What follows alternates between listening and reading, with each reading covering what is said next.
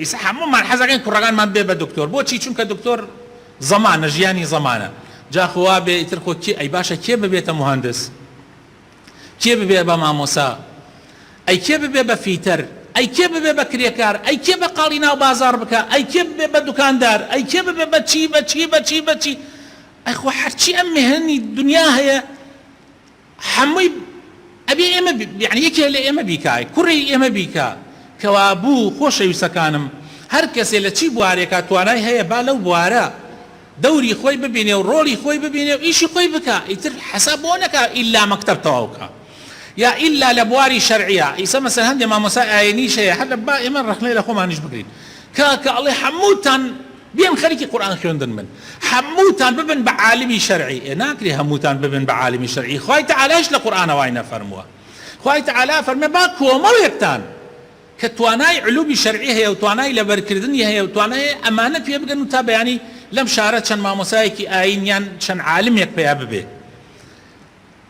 یعنی مەبەستم ئەوەیە لە هەر بوارێکە تۆ توانات هەیە هەوڵدە لەو بوارە وەکو موسڵمانێکی خاوەن ئەخلاقی ئەخلاق جوان کە لە ئەثەرا هاتووە ئەفەرمێ خوای تەعالا پێی خۆشە هەر کەسێ إن الله يحب إذا عمل أحدكم عملا أن يتقنه. خوای تەعالا پێی خۆشە هەر یەکێک لێوە ئەگەر کارێکی کرد یان لە کارێکا شارەزایی هەبوو بە جوانی بیکە، خیانەتی تیانەکە، فێڵی تیانەکە. بۆ نمونە ئێمە پێویستمان بە سیاسی چاکەیە، پێویستمان بە کەسی سیاسی هەیە. بە سیاسیەت هەلپەرست نەبێ سبەی ڕۆی شتە پەرلەمان ئیتر ئێمە نەناسێتەوە. بوو بە وەزیر ئیتر حەساب بۆ ئەو خەڵکە نەکا، ئەو خەڵکە بچەوسێنێتەوە. بوو بە مەسئولێک ئیتر حەساب بۆ خەڵک نەکا.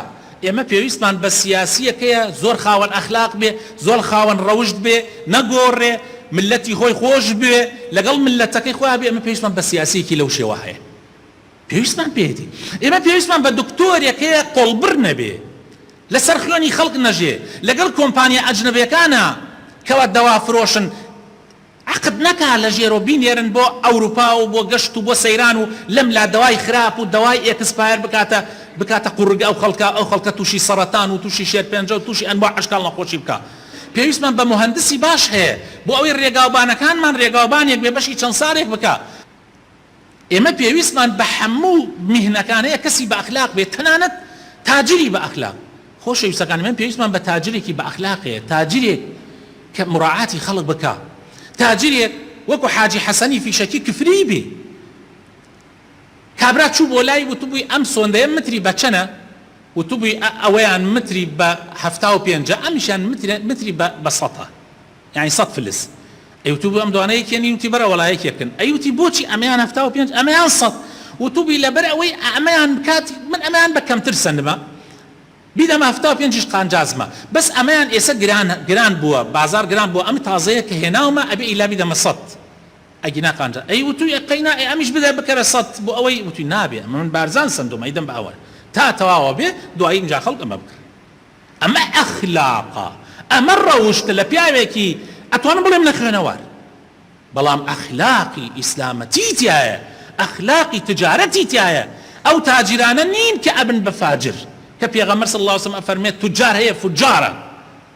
تاجرێکە بەزەی بە خەڵکا دێتەوە، تاجرێکە بەری ئەو ڕەحمەتەکەیە کە پێغەمبەری خوا ئەفەرمێ صلی الله عليه وسلم الراحمون يرحمهم الله يرحمهم الله يرحمهم الله. ئەوانەی بە بەزەین خوای تەعالا ڕەحمیان پێەکا و بەزەی پیانە دێتەوە.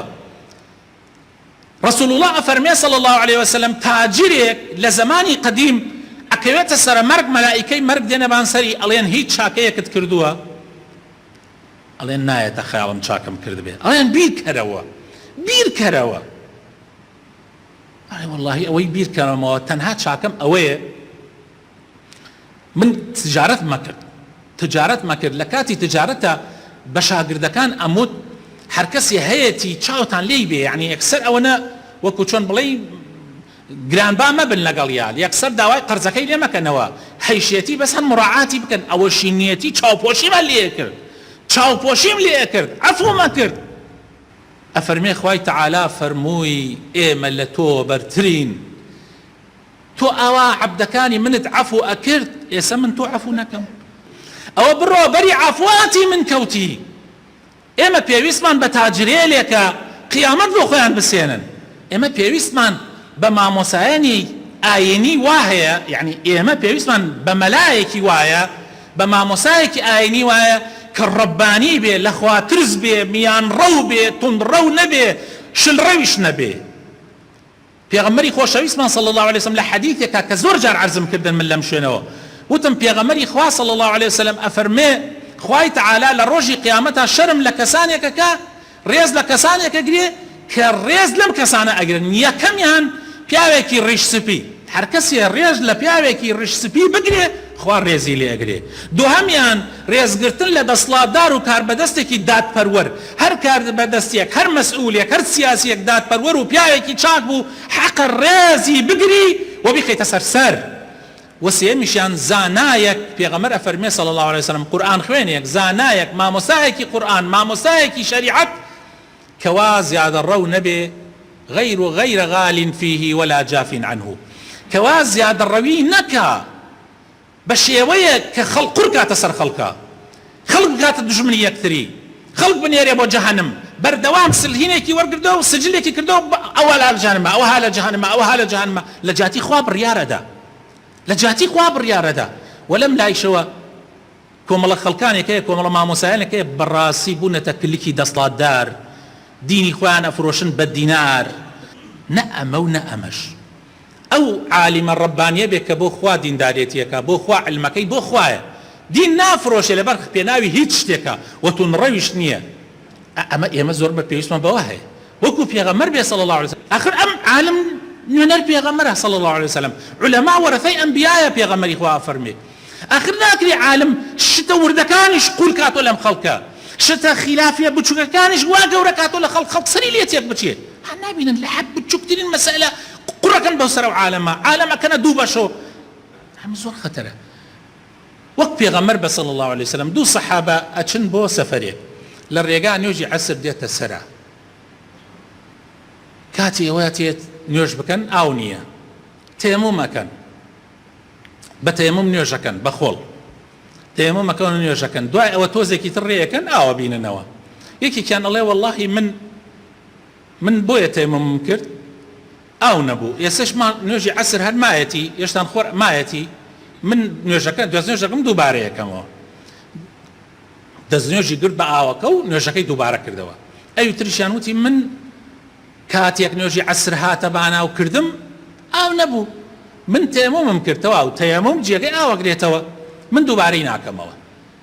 ئەم دوانە هەر یەکێک شتێکی کرد. بەڵام کە چنە خزمەتی پێغەمبەر صلی الله عليه وسلم، پێغەمبەری خوا صلی الله عليه وسلم بەوەیان کە دووبارەی کرد، بەوەیان کە دووبارەی نەکردەوە فەرمووی تۆ لەسەر سنەتی منی، چونکە سنەتی پێغەمبەر وایە کە تۆ تەیەموم نوێژت کرد بە تەیەموم ئاو نەبوو تەواوی تر. بەویتریان نەیفەرموو مادام و ئەم بێژە سنەت و تو بێژە بیدعەتی بڕۆ بەرەو جەهەنەم.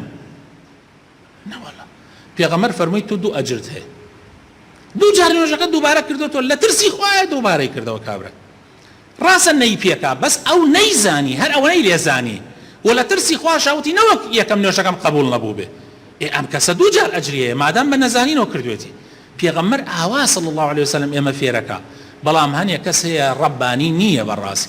ڕاستە لەوانەیە بڕێک تەرتیباتی هەبێ وەکو سنەتی پێغەمبەر بێ، بەڵام منهجەکەی منهجێکی ڕەبانی نییە. ئێمە منهج مشکلەمان منهجە، مشکلەمان منهج ئەبێ وەسەطی بێ، ئەبێ شتە ئەسڵەکان بە ئەسڵ بزانێ و نابێ لە ئیلادرێ، شتە فەرعیەکان و خلافیەکانیش ئەبێ بە نەرمی بڕوانیتی. پێغەمبەر وای کردووە. ئیسا ئەگەر کابرا مشکلەی ئەڵڵا بوایە لەسەر تەوحید بوایە، پێغەمبەر نەیەوت تۆ دوو ئەجرت هەیە. نەوەڵڵا و کاتە پێغەمبەر ئەی فەرموو تۆ غەڵەتی تەوبە بکە بێ یەک خوا بپەرستە، ئەمە عەقیدەیە، ئەمە ئوسوولە، بەس مەسئلە فەرعی بێت تۆش بە ئاسانی بڕوانە. ئەو پەڕی بە خەڵک بڵێ من ئەمە بە سونەت ئەزانم، ئەمەیان بەڕاست ئەزانم، تەواوی تر خەڵک مەنێرە بەرەو جەهەنەم، هەر کەس ئێوانەکە وایە، هەر کەس ئێوانەکە وایە و ئاوایە. ئێ بابە معقولە لەسەر مەسئلەیەکی فەرعی جا ئەگەر وا بێ ئەم عالەمە هەر بوو ڕاتە جەهەنەمەوە؟ نابێت. خۆشەویستەکانم